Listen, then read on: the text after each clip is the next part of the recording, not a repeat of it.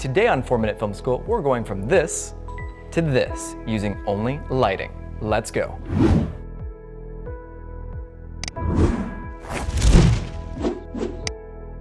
One of the key differences between amateur video and cinematic footage is lighting, and today we're going to cover the basics: three-point lighting. Three-point lighting has been the Hollywood standard for years now.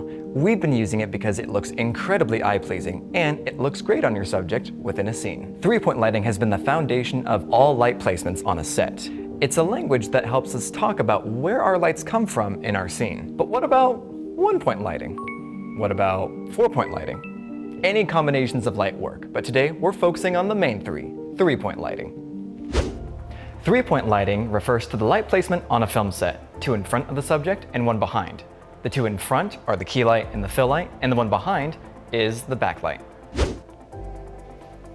The first light is the key light. This is your main light in your setup. It's also the brightest and covers the face the most. This light can be a side light, a frontal light, or a high angle light. The most common type of light comes at a 45-degree angle up and to the side, giving a really cool triangle light on the subject's face. This is also known as the Rembrandt light. The second light is the fill light, which is usually on the other side of the key light. And all this light does is just fill in the shadows given by the key light. A typical way of using the fill light is to place it on the opposite side of the key light while dimming down the brightness so you don't flatten out the face. Sometimes all a fill light is a reflector board utilizing the key light bouncing back at the subject. Other times, there's no fill light at all. The third light in this three-light setup is the backlight, and this sole purpose is to separate the subject from the background. A typical backlight is placed about 45 degrees behind the subject, illuminating the shoulders and the back of the head. Next is a hair light, which is directly behind the subject, illuminating the shoulders, the back of the head, and giving a really cool halo effect. And then lastly, the rim light, which is placed way off to the side, illuminating the chin and the jaw.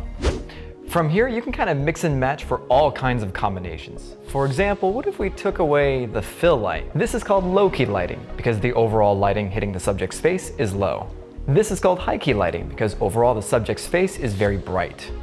Or maybe you just have one backlight, or maybe two backlights and one fill light. Or maybe your key light is directly in front of the subject, or overhead for a top light. Or maybe you want the key light and the backlight to be on the same side. Or maybe you want the backlight to be a rim light to create an interesting shape on the subject's face. So as you can see, there's a ton of different combinations for your lighting setup. None are particularly correct though. Each light can be defined as a key light, a fill, or a backlight.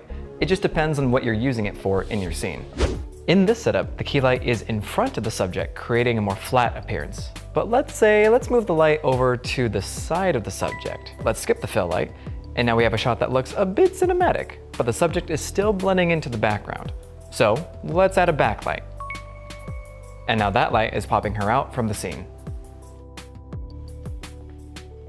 So let's recap. The key light is the main light in your scene. It can come from the front, flattening your subject, or it can come from the side, splitting the light on the face. Or it can come from above, otherwise known as a top light, and it spreads across from above. Or it could be a Rembrandt light, which creates dynamic shadows on the face. The fill light fills in the shadows of your subject and can be bright, dark, or gone completely. The backlight accents the subject and either highlights the back of the head and shoulders, the hair, or the side.